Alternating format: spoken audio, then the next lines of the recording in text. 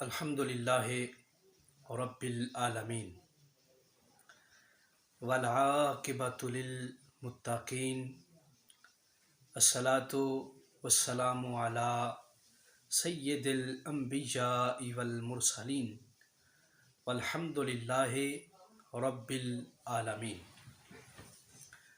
اما بعد فاعوذ باللہ من الشیطان الرجیم بسم اللہ الرحمن الرحیم یا ایہا الذین آمنوا کتب علیکم الصیام کما کتب علی الذین من قبلکم لعلکم تتقون صدق اللہ مولانا العظیم و صدق رسولہ النبی الکریم الامین ان اللہ و ملائکتہ یصلون علی النبی یا ایہا الذین آمنوا صلوا علیہ وسلموا تسلیما الصلاۃ والسلام علیک یا رسول اللہ وعلی آلک واصحابک یا خاتم النبیین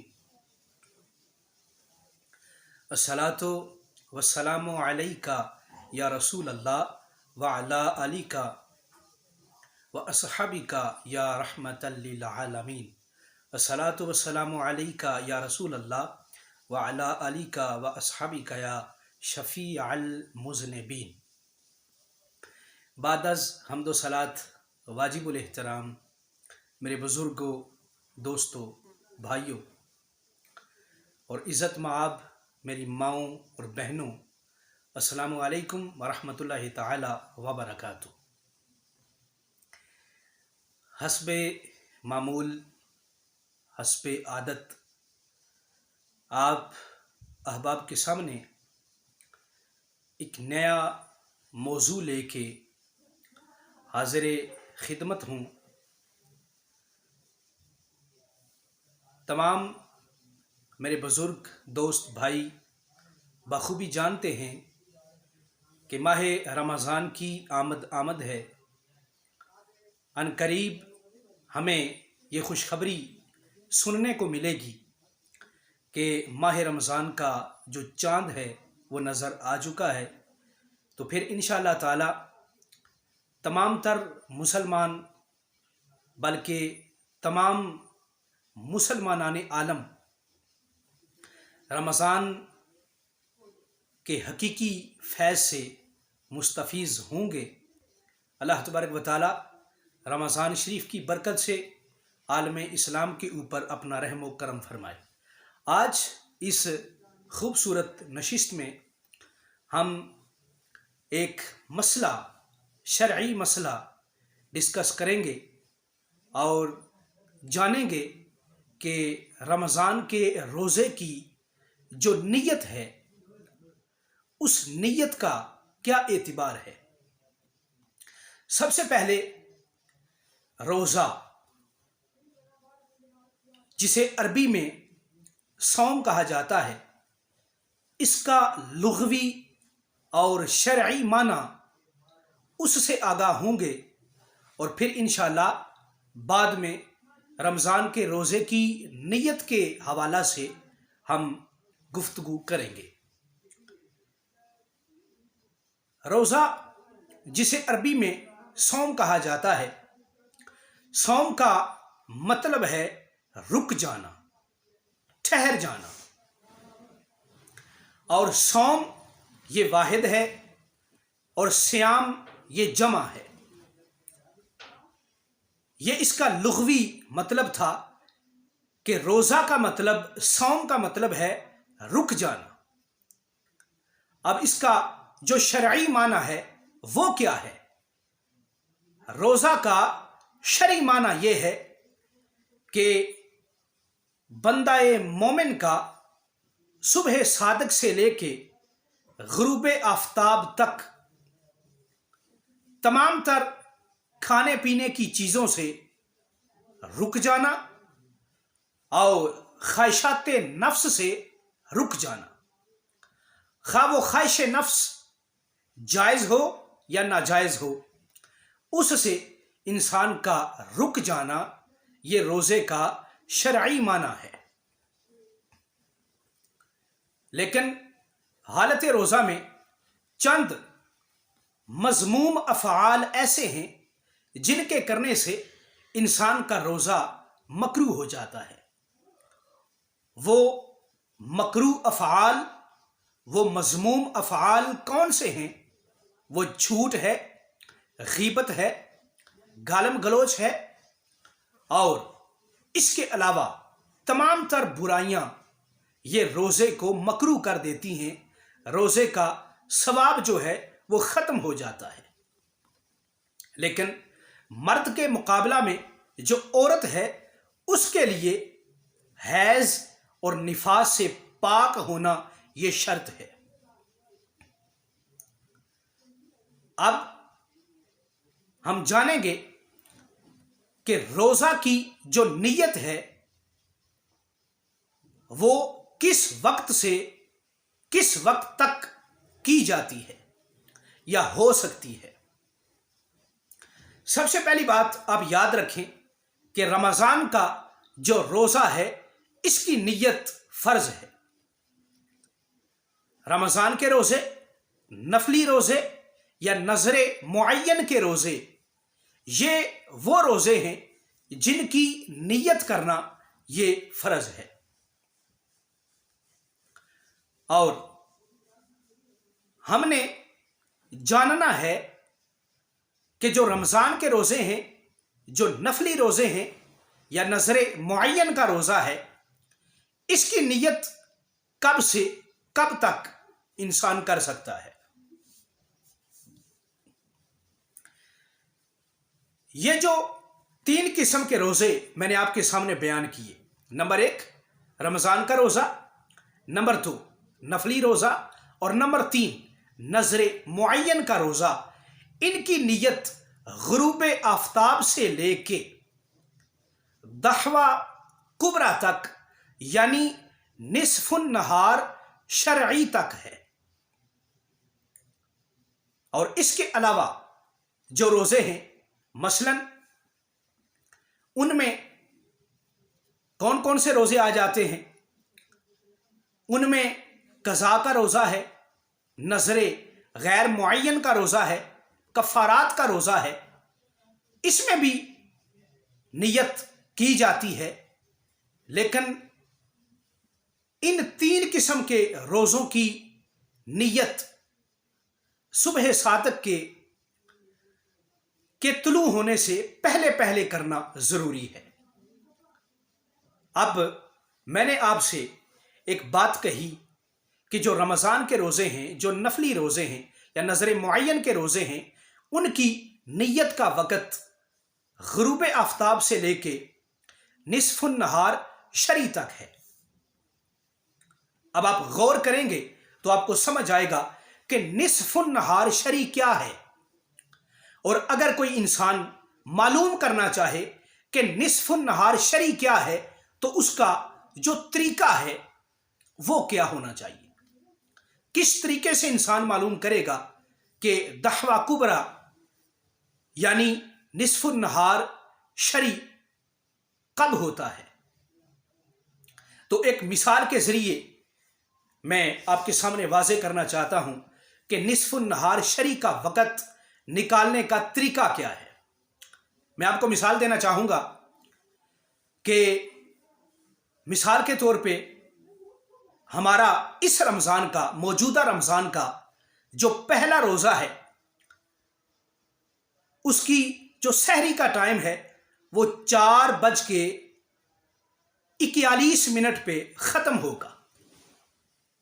اب جب سحری کا ٹائم ختم ہو جاتا ہے تو صبح صادق کا آغاز ہو جاتا ہے، صبح کا آغاز ہو جاتا ہے۔ اب ہمارا جو پہلا روزہ ہے اس کے افطار کا ٹائم کیا ہے؟ اس کے افطار کا ٹائم 6:19 ہے۔ اب آپ سیکھیں گے کہ نصف النہار شرعی کا طریقہ کیا ہے، نصف النہار شرعی کا جو وقت ہے اسے کیسے معلوم کیا جائے گا۔ اب آپ حاضر دماغی سے جانیے گا، میں نے آپ کے سامنے ایک وقت کو رکھا کہ ہمارا جو پہلا روزہ ہے اس میں سحری کے ختم ہونے کا ٹائم 4:41 है। अब 41 में 19 मिनट मजीद अगर बढ़ाए जाएं तो पूरे 5 बज जाएंगे। अब जो 19 मिनट हैं उन्हें आप अपने दिमाग में जगह दीजिए, उसे याद रखें, और बाकी जो 4 का टाइम है उसमें अगर 5 घंटों का इजाफा किया जाए तो 10 बज जाएंगे, सुबह के 10 बज जाएंगे। और फिर 2 घंटों का इजाफा किया जाए तो फिर 12 बज जाएंगे। तो हमारे पास ये 7 घंटे हो जाएंगे। 4:41 पे सहरी का टाइम खत्म हुआ और 19 मिनट हमने अपने दिमाग में रखे। 5 बज गए, 5 में 5 घंटों का इजाफा किया तो 10 बज गए, फिर 10 पे 2 घंटों का इजाफा किया तो 12 बज गए, और ये 7 घंटे मुकम्मल हो गए।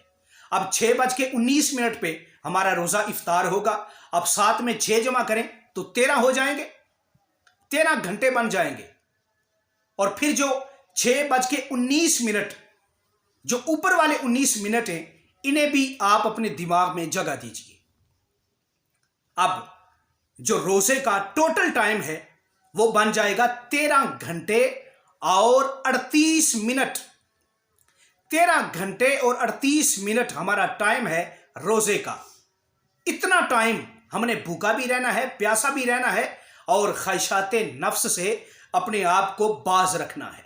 अब निस्फ नहार जो शरी है उसके मालूम करने का तरीका यह है कि 13 घंटे और 38 मिनट जो टोटल टाइम है इसके हम 2 हिस्से करेंगे। तो अगर इसके 2 हिस्से किए जाएं, 13 घंटों के अगर 2 हिस्से किए जाएं तो टाइम बनेगा 6 घंटे और 30 मिनट। और अगर 30 में 38 का निसफ शामिल किया जाए तो ये टाइम बन जाएगा 6 घंटे और 49 मिनट। अब 13 घंटे और 38 मिनट का जो निसफ हमारे सामने आया है वो क्या है? वो है 6 घंटे और 49 मिनट। ये टोटल टाइम का निसफ है। अब इस टोटल टाइम के निसफ में यानी 6 घंटे 49 मिनट, इसमें मजीद 4 घंटे हम शामिल करेंगे, वो सहरी वाले, यानी 4:41 पे सहरी का टाइम खत्म हुआ। अब 4 बज के, अब जो 4 का टाइम है, 4 घंटे हैं, वो 6 घंटे और 49 मिनट में ऐड करेंगे, शामिल करेंगे, तो हमारे पास टाइम आ जाएगा 10:49।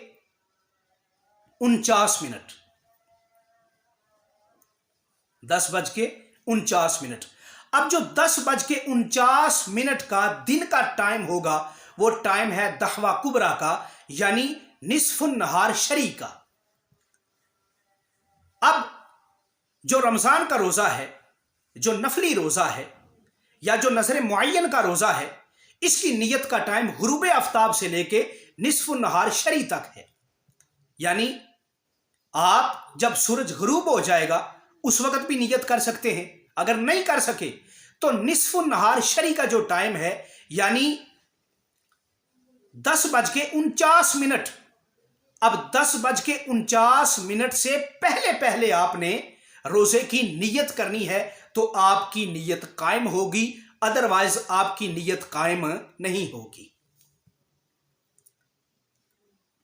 और नियत चूंकि दिल के इरादे का नाम है, लिहाजा अगर इंसान ने माज एक ख्याल कायम किया और दिल में इरादा मौजूद नहीं है तो उसकी वो नियत नहीं कहलाएगी। नियत दिल के इरादे का नाम है। अगर जुबान से उसका इकरार कर लेता है तो यह मुस्तहब अमल है। तो मैंने आपके सामने जो बात वाज़े की वो ये है कि रमजान के रोजे की नियत का वक़्त गुरूब आफ्ताब से लेके निस्फुन नहार शरी तक है। निस्फुन नहार शरी का टाइम होने से पहले पहले यानी 10:49 टाइम है तो आप 10:41 पे, 42 मिनट पे, 43 मिनट पे आप अपनी नियत कायम करें। अगर आपने इस टाइम से بعد میں نیت قائم کی تو آپ کی نیت قائم نہیں ہوگی، آپ کا روزہ نہیں ہوگا۔ تو اگر کوئی انسان رمضان کے روزے کی نیت کرنا چاہتا ہے اور وہ نیت رات میں کرنا چاہتا ہے تو ایک فقہ کی کتاب ہے رد المختار، اس کی جلد نمبر 3 ہے اور اس کا صفحہ نمبر 332 ہے۔ اس میں یہ درج ہے کہ اگر کوئی انسان رمضان کے روزے کی نیت شام کو کرنا چاہتا ہے، رات کو کرنا چاہتا ہے، تو پھر یہ الفاظ استعمال کرے گا۔ وہ الفاظ کیا ہیں؟ وہ الفاظ یہ ہیں: نویت ان اصوم للہ تعالی من فرض رمضان ھذا، کہ میں اس فرض رمضان کے روزے کی نیت اللہ تبارک و تعالی کی رضا کے لیے کرتا ہوں، یا میں نے اس فرض رمضان کے روزے کی نیت اللہ تبارک و تعالی کی رضا کے لیے کی، یا میں اللہ تبارک و تعالی کی رضا کے لیے رمضان کے روزے کی نیت کرتا ہوں۔ یہ رات میں نیت کا طریقہ ہے۔ اور اگر کوئی انسان رمضان کے روزے کی نیت دن کو کرنا چاہتا ہے تو پھر یہ الفاظ یوز کرے گا کہ نویت ان اصوم ھذا الیوم للہ تعالی من فرض رمضان ھذا، کہ میں اس فرض رمضان کے روزے کی نیت اللہ تبارک و تعالی کی رضا کے لیے کرتا ہوں، میں اس دن کے روزے کی نیت اللہ تبارک و تعالیٰ کی رضا کے لیے کرتا ہوں۔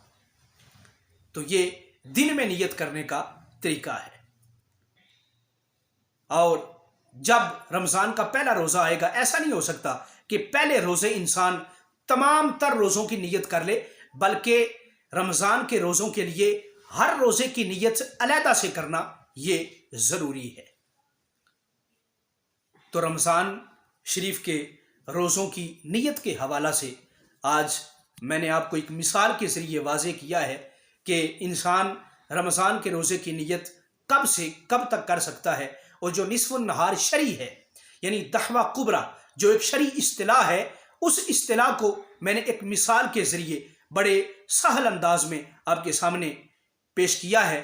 امید ہے کہ جب آپ غور سے اس پروگرام کو سنیں گے تو انشاءاللہ نیت کا جو بھی مسئلہ ہے، نیت کے جتنے بھی مسائل پیش آتے ہیں، وہ مسائل آپ کے لیے بالکل آسان ہو جائیں گے۔ اللہ تبارک و تعالیٰ کی بارگاہ میں دعا ہے، اللہ تبارک و تعالیٰ ہم سب کو رمضان کے تقاضا حاجات سمجھنے کی توفیق عطا فرمائے، اور اس ماہ مقدس کے اندر ہمیں ہر اس عمل کی توفیق عطا فرمائے جس میں اللہ تبارک و تعالیٰ کی رضا ہو اور جس میں رسول اللہ صلی اللہ علیہ وآلہ وسلم کی رضا ہو۔ اللہ تبارک و تعالیٰ ہمارے تمام تر اعمال اپنی بارگاہ کے اندر قبول فرمائے۔ وما علیہ الا البلاغ، والسلام۔